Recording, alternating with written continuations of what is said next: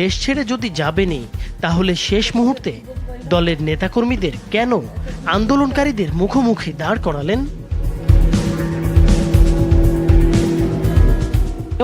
অতিরিক্ত বল প্রয়োগ এবং আরও বেশি রক্তপাতের মাধ্যমে ক্ষমতা ধরে রাখতে চেয়েছিলেন শেখ হাসিনা। পালিয়ে যাবার আগে গতকাল সকাল 10:30 থেকে প্রায় 1 ঘন্টা রাষ্ট্রীয় বিভিন্ন বাহিনীর দিলে গণভবন থেকে বের হওয়ার সময় নাও পাওয়া যেতে পারে।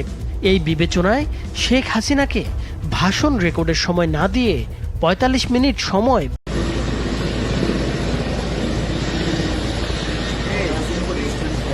পাইছি।